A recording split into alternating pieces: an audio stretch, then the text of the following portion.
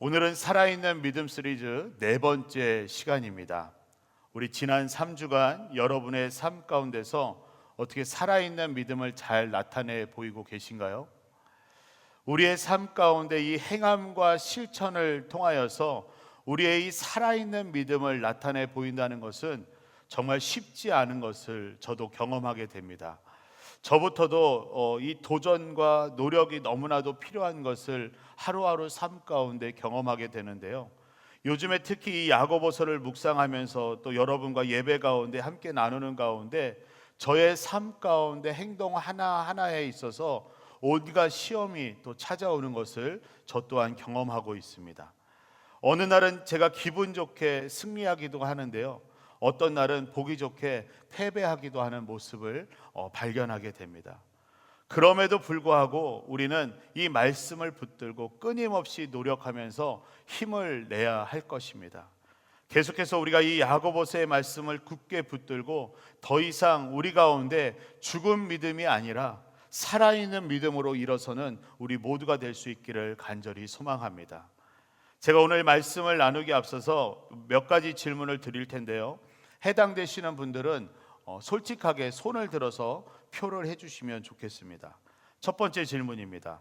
나는 나의 삶에 하나님의 은혜를 원한다. 나는 나의 삶 가운데 하나님의 은혜를 원합니다. 네, 내려주시겠습니까? 두 번째 질문입니다. 나는 하나님께서 나에게 가까이 오시기를 원한다. 하나님께서 내 삶 가운데 가까이 오기를 원하시는 분들, 네, 내려주시면 감사하겠습니다. 마지막 질문입니다.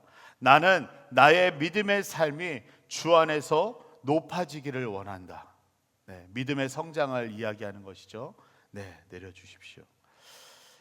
제가 볼 때는 여기 계신 분들이 모두 다 손을 든 것으로 보이는데요, 아마도 대부분의 그리스도인들은요, 지금 여러분의 마음과 같이 하나님께서 날마다 더 큰 은혜를 주시기를 원하고, 그리고 하나님께서 내 삶 가운데 날마다 가까이 오시기를 원하고, 또 나와 나의 믿음의 삶이 하나님 안에서 높아지기를 원하면서 우리의 신앙생활 가운데 끊임없이 기도하며 주님께로 나아가고 있을 것입니다. 이 야고보 사도는요, 하나님께서 더 큰 은혜를 주시고 하나님께서 우리에게 더 가까이 오시며 우리를 높여주시는 우리의 그 믿음의 행함의 그 정답을 오늘 본문을 중심으로 우리 가운데 가르쳐주고 있는 것을 발견하게 됩니다. 바로 그 정답은요, 결론부터 말씀드리면 우리의 믿음 가운데 정욕을 버리고 겸손해지는 것입니다. 우리 좌우 앞뒤 분들을 바라보시면서 함께 고백했으면 좋겠습니다. 정욕을 버리고 겸손하겠습니다. 네, 정욕을 버리고 겸손하겠습니다. 네, 이 고백하실 때 절대로 다른 분에게 정욕을 버리세요, 겸손하세요 하시면 안 됩니다. 내 고백을 하는 겁니다. 다시 한번, 정욕을 버리고 겸손하겠습니다. 네, 하나님 앞에서 고백하는 것입니다. 여러분은 스스로 생각하실 때 여러분이 얼마나 겸손하시다고 생각을 하십니까? 방금 겸손하겠다고 고백하시고 나서 다들 말씀을 안 하시는 것 같은데, 여러분들 사람들 앞에서, 사람들과의 관계 속에서 또는 하나님 앞에서 얼마나 겸손하십니까? 우리 인간관계 가운데 내 자신을 다른 사람 앞에서 낮추는 것을 우리는 쉽게 겸손이라고 말을 하죠. 이 사전적 의미로도요, 이 겸손이라는 것은 남을 존중하고 자기를 내세우지 않는 태도를 겸손이라고 정의하고 있는 것을 보게 됩니다. 그러나 우리가 하나님 앞에 겸손한 것은요, 조금 의미가 다릅니다. 우리가 하나님 앞에서 겸손한 것은 우리의 창조주 되시는 하나님 앞에서 내 자신을 아는 것입니다. 내가 어떠한 존재인지를 알고 고백하면서 그 하나님 앞에, 우리를 지으신 하나님 앞에 바로 서는 것이 바로 겸손인 것입니다. 그러나 우리는 이 세상을 살아가면서, 그리고 하나님 앞에서 겸손보다는 교만한 모습을 더욱 드러내면서 살아가고 있습니다.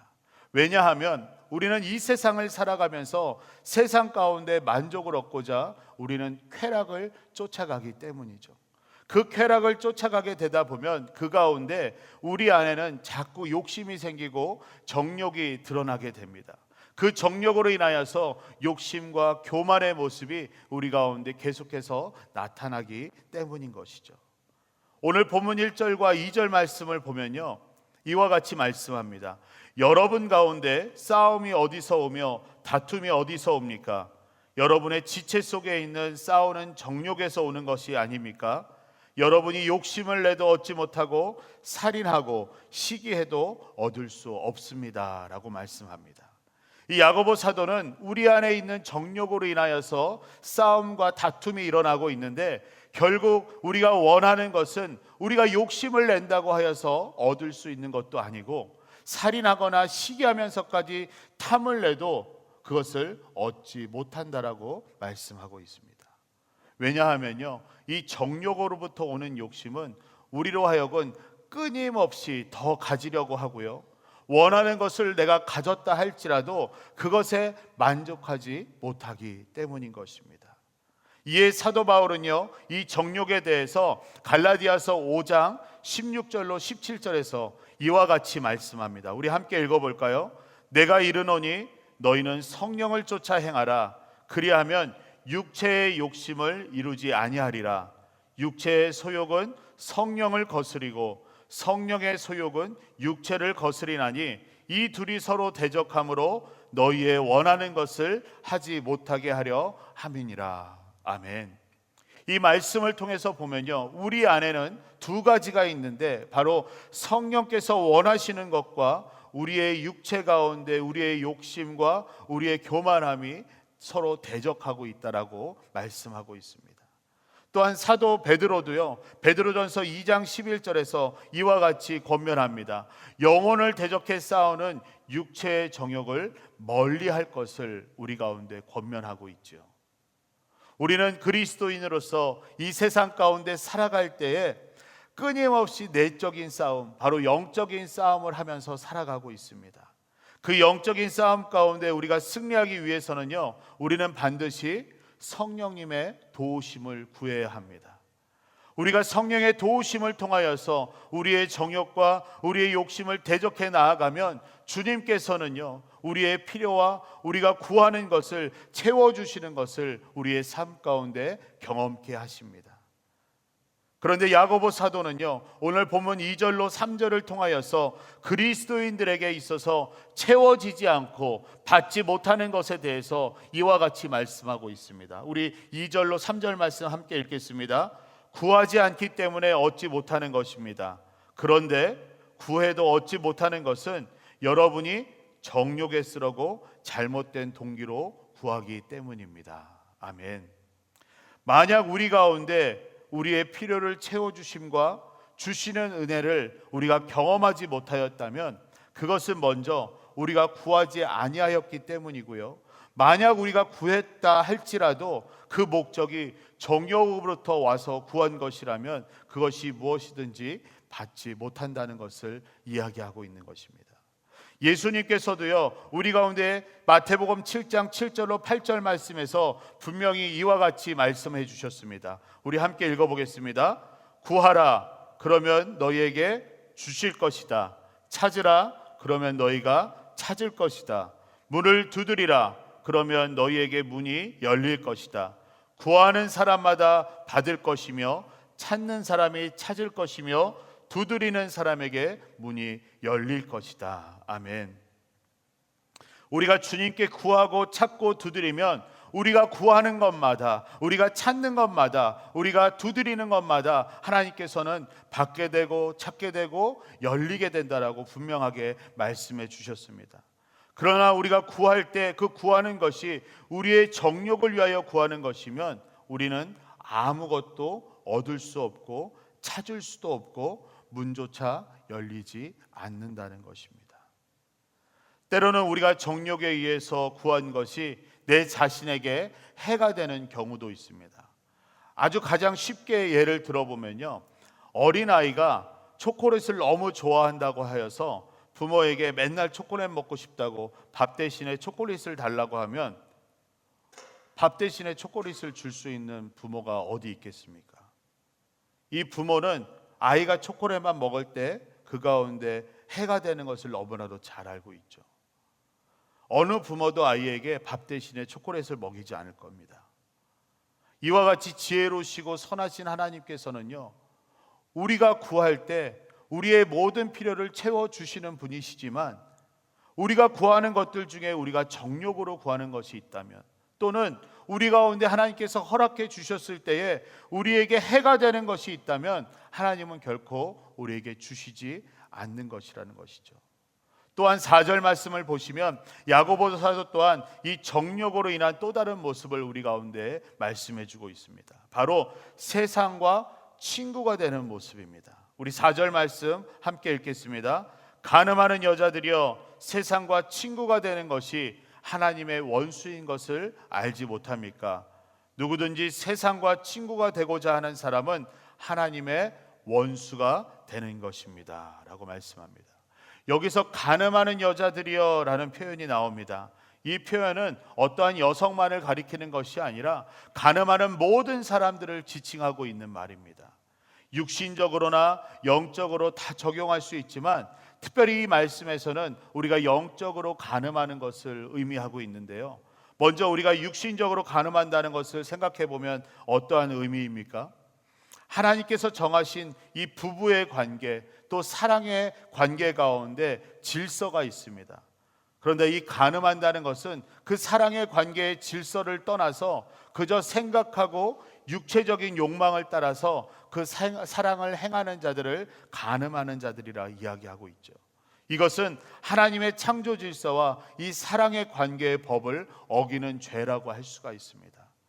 또한 우리가 영적으로 간음한다는 것은요, 우리는 하나님과의 관계에서 서로 사랑의 관계로 우리가 함께 세워져 있는데, 이 사랑의 대상이 하나님이 아니라 돈이나 물질이나 쾌락이나 이 세상의 것들을 사랑하는 것, 그것이 바로 하나님 안에서 영적으로 간음한다는 것을 우리는 뜻하고 있습니다. 하나님보다 다른 것을 더 사랑하는, 즉 하나님 외에 우상을 만들어서 그것들을 사랑하는 것을 이야기하고 있죠. 육신적인 간음은 이 사랑의 질서와 관계를 깨트리듯이 영적인 간음 또한 하나님과의 이 사랑의 질서, 사랑의 관계를 깨트리는 것입니다. 즉 육적으로 영적으로 간음하는 모든 자들은 세상과 친구된 자들이며 그들은 곧 하나님과 원수가 되는 자들이라고 이 야고보 사도는 말하고 있습니다. 하나님과 원수된 자는요, 나중에 심판의 때에 하나님으로부터 진노와 멸망을 받을 수밖에 없습니다. 우리가 아직도 이 세상을 사랑하면서 세상과 하나님께 두 발을 걸치고 있다면 그것은 이미 하나님과 원수된 자로서 살아가고 있는 것이고요, 그러한 믿음 또한 우리는 야고보의 표현에 의하면 죽은 믿음이라 할 수 있는 것입니다. 세상과 친구된 자는 결코 그 가운데 살아있는 믿음을 나타내 보일 수 없기 때문입니다. 그러기에 사도 요한도요, 요한 1서 2장 15절로 17절 말씀에서 이와 같이 말씀하고 있습니다. 우리 함께 읽어보겠습니다. 여러분은 이 세상이나 세상에 있는 것들을 사랑하지 마십시오. 누구든지 세상을 사랑하면 아버지의 사랑이 그 사람 안에 있지 않습니다. 이는 세상에 있는 모든 것들, 곧 육신의 탐욕과 안목의 정욕과 세상살이의 자랑은 아버지에게서 온 것이 아니라 세상으로부터 온 것이기 때문입니다.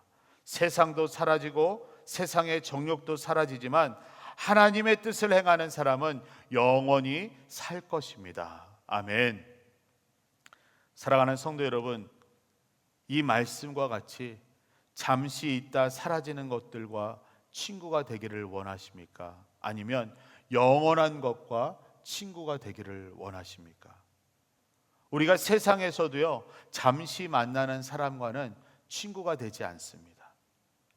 우리는 앞서 야고보서 2장 말씀을 통하여서 우리의 온전한 믿음의 행함으로 인하여서 하나님의 친구가 되는 놀라운 은혜를 경험하게 되는 것을 우리는 말씀을 통해서 보았었죠. 하나님께서는 우리와 정말 깊은 관계를 맺기 원하시는데, 우리와 친밀하게 지내기를 원하시는데, 말씀에서 보면 우리를 친구라 부르신다라고 말씀하십니다. 그러나 우리가 하나님이 아닌 이 세상과 친구가 되고자 할 때 우리는 하나님과 친구가 아닌 것으로 그냥 끝나는 것이 아니라 하나님의 원수가 된다는 것을 우리는 기억해야 할 것입니다. 어찌 보면 이 하나님은요, 아이들이 놀고 있을 때 보여지는 모습처럼 너무 질투하시는 것 같기도 하고 조금의 양보도 없으신 것 같은 모습을 보여주십니다. 간혹 아이들이 함께 놀고 있는 모습을 보면요, 한 친구가 이렇게 얘기하죠. 너 쟤랑 놀면 나 너랑은 다시는 안 놀아. 또는 나랑 친구 안 하면 넌 다른 편이야. 뭐 이런 여러 가지 표현들을 쓰면서 아이들 사이에서 싸우거나 서로 질투하고 그런 모습들을 보게 됩니다. 요즘 아이들은 뭐 원수라는 표현은 잘 사용하지 않지만 제 기억으로도요, 어렸을 때 친구들과의 사이에서 이 한 번쯤은요, 너 쟤랑 놀면, 쟤네들이랑 놀면 이제 우리 원수 되는 거야, 뭐 이런 말들을 하면서 친구들 관계 속에서도 질투하고 시기했던 모습들이 기억이 납니다. 그런데요, 우리 하나님은요, 이와 같이 질투하시는 하나님이시고 우리를 향하신 사랑에 대해서는 조금의 양보도 없으신 분이 맞습니다. 오늘 본문 5절에서 보시면 우리를 향하신 하나님의 사랑과 그 마음을 확인시켜 주는데요, 이렇게 말씀하죠. 여러분은 여러분 안에 계신 성령께서 시기하기까지 사모하신다고 한 그 성경 말씀을 헛된 것으로 생각합니까? 라고 말씀하고 있습니다. 바로 우리가 하나님보다 세상 것을 사랑할 때 하나님의 사랑은 우리를 향해서 질투하시며 시기하시는 정도의 사랑인 것입니다. 이 5절의 말씀의 근거가 되는 말씀은 바로 하나님께서 십계명을 주시는 장면입니다. 출애굽기 20장 4절로 6절의 말씀인데요, 우리 함께 읽어보겠습니다.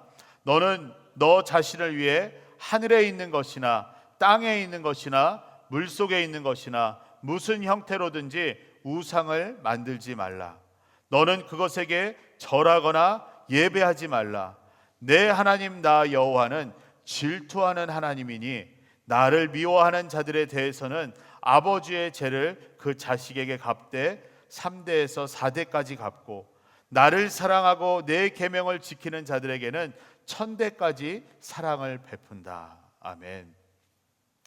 하나님께서는요, 이 말씀 가운데 스스로를 가리켜서 질투하는 하나님이라고 표현하셨습니다. 이 표현은요, 누구의 묘사나 누구의 표현이 아닌 하나님께서 스스로 우리 가운데 말씀하신 표현입니다. 이 하나님, 질투하시는 하나님의 이 질투의 정도는요, 실로 엄청납니다.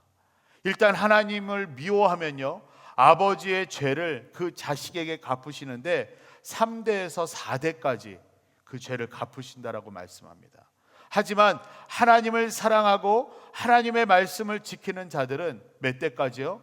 1000대까지 그 사랑을 베풀어 주시는 분이라고 말씀하고 있습니다. 하나님께서는 우리가 하나님 외에 다른 것을 하나님처럼 혹은 하나님보다 더 사랑하거나 그것을 섬기거나 그것을 의지하는 것은 용납하지 아니하시고 질투하십니다. 하나님께서는 우리가 이 세상, 명예, 돈, 쾌락 그 모든 것을 버리고 오직 하나님만을 사랑하기를 원하시는 분이십니다. 왜냐하면요, 우리는 하나님을 위해 창조된 존재이기 때문입니다. 이사야서 43장 21절에서 이렇게 말씀하죠. 이 백성은 내가 나를 위하여 지었나니 나를 찬송하게 하려 함이라 라고 말씀합니다. 우리가 어떠한 존재인지를 아는 것, 즉 우리가 하나님을 위하여서 창조된 존재임을 깨닫고 하나님만을 사랑하며 하나님과 친구가 되어서 하나님 앞에 바로 서는 것이 바로 겸손인 것입니다. 우리 안에 있는 정욕을 내어버리고 우리가 겸손함으로 하나님 앞에 설 때 우리는 우리가 구하는 대로, 우리가 원하는 대로 하나님께서 더 큰 은혜를 주시고 하나님께서 우리 가운데 더 가까이 오시며 하나님께서 우리의 믿음의 삶을 주 안에서 높여주시는 은혜를 경험케 하시는 것입니다. 야고보 사도는 6절에서 이와 같은 은혜를 하나님의 말씀을 통해서 확증시켜 줍니다. 6절 말씀 보시면요, 하나님께서는 더 큰 은혜를 주십니다. 그러므로 말씀하십니다. 하나님께서는 교만한 사람을 물리치시고 겸손한 사람에게 은혜를 주신다라고 말씀하고 있죠. 하나님께서는요, 교만한 자를 대적하시되 겸손한 자들에게는 은혜를 주신다라고 말씀하십니다. 아까도 우리가 앞서 말씀을 나누었지만 우리 안에 있는 정욕을 통하여서 우리의 욕심이 드러나고 그 정욕을 통하여서 우리 가운데 교만한 모습이 나옵니다. 우리 가운데 교만함이 나올 때 하나님께서는 그 교만한 자를 대적하시지만 우리가 하나님 앞에 우리의 존재를 깨닫고 고백하며 겸손히 서 있을 때 하나님께서는 우리 가운데 은혜를 주신다는 것이죠. 이 말씀은 잠언 3장 34절에 이와 같이 기록되어 있습니다. 그분은 스스로 잘난 체 하는 사람을 비웃으시고 겸손한 사람에게는 은혜를 주신다라고 말씀합니다. 사랑하는 성도 여러분, 우리 안에 정욕과 교만을 물리치시고 겸손할 수 있기를 바랍니다. 우리의 겸손함을 통하여서 우리의 믿음이 살아있음을 증명해 보일 수 있기를 간절히 바랍니다. 그렇다면 우리는 어떠한 행함과 실천을 통해서 우리의 겸손함을 나타낼 수 있을까요? 막연할 수 있는 우리에게 이 야고보 사도는 끝으로 오늘 말씀 7절로 8절의 말씀을 통해서 실제적으로 우리의 삶 가운데에 우리가 어떻게 겸손을 나타낼 수 있는지 그 겸손의 행함에 대해서 말씀해 주고 있습니다. 우리 7절로 10절 말씀 우리 함께 읽어보겠습니다. 그러므로 하나님께 복종하고 마귀를 대적하십시오. 그러면 마귀가 여러분을 피할 것입니다. 하나님을 가까이 하십시오. 그러면 하나님께서 여러분에게 가까이 오실 것입니다. 죄인들이여 손을 깨끗이 하십시오. 두 마음을 품은 사람들이여 마음을 정결하게 하십시오. 슬퍼하고 탄식하며 통곡하십시오. 여러분의 웃음을 탄식으로 기쁨을 슬픔으로 바꾸십시오. 주 앞에서 겸손하십시오. 그러면 여러분을 높여 주실 것입니다. 아멘. 정리해 보면요, 7가지입니다. 우리 7가지 한번 같이 읽어볼까요? 첫째, 하나님께 순종하라. 둘째, 마귀를 대적하라. 셋째, 하나님을 가까이 하라. 넷째, 손을 깨끗이 하라. 다섯 번째, 마음을 정결하게 하라. 여섯 번째, 슬퍼하고 탄식하며 통곡하라. 일곱 번째, 주 앞에서 겸손하라. 우리는 하나님께 순종하고 마귀를 대적하며 하나님을 가까이 해야 합니다. 우리가 예수의 이름으로 마귀를 대적하면요, 이 마귀는 우리를 피해서 떠나가고요, 우리가 하나님을 가까이 할 때 하나님께서는 우리와 더 가까이 해주십니다. 그리고 죄를 지음으로 죄로 물든 우리의 더러워진 손을 주님 앞에서 깨끗이 하여야 하고요, 우리 안에 여전히 자리하고 있는 하나님과 세상을 둘 다 사랑하려는 그 마음을 정결하게 해야 되는 것입니다. 또한 우리는 이전에 세상을 사랑함으로써 하나님과 원수되었던 삶을 살았던 것을 주님 앞에서 슬퍼하고 탄식하며 통곡함으로 회개해야 하는 것입니다. 그리고 이제는 하나님 앞에서 우리의 자손을 겸손히 낮춰야 되는 것입니다. 그러할 때 주님은 우리에게 더 큰 은혜를 허락하여 주시고 우리에게 가까이 오시고 친히 우리를 높여 주실 것입니다. 다시 한번 우리 7가지 항복 보시겠습니다. 이 가운데 내가 가장 먼저 행할 수 있는 것이 무엇일까 한번 골라보시기 바랍니다. 내가 내 삶 가운데 실천할 수 있는 것이 무엇인가, 이 시간 우리 결단했으면 좋겠습니다. 그것이 한 가지여도 좋고요, 7가지 모두 가능하신 분은 그것을 모두 다 결단하셔도 좋습니다. 우리의 결단과 행함을 통하여서 여러분의 살아있는 믿음을 확인하시기 바랍니다. 이것은요, 우리의 가진 믿음을 자랑하는 것이 아니라 우리의 믿음이 살아있음을 증명해 보이는 것입니다. 사랑하는 성도 여러분, 오늘의 말씀을 기억하실 때 우리 안에 정욕이 있는 한 우리는 결코 하나님 앞에 겸손할 수 없음을 기억하시기 바랍니다. 우리 안에 머물러 있는, 내 안에 여전히 일어나고 있는 세상적인 욕심들, 정욕들을 다 버리실 수 있기를 바랍니다. 이 세상 것을 사랑하고 탐냄으로 하나님과 원수가 되는 자가 되지 않기를 바랍니다. 오늘 이 예배를 시작으로 하여서 겸손한 믿음의 행함을 통하여서 하나님의 더 큰 은혜를 받고 하나님께서 더 가까이 오시며 주 안에서 나와 내 삶이 높아지는 그 놀라운 은혜를 경험하며 나아가는 저와 여러분 되기를 간절히 소망합니다.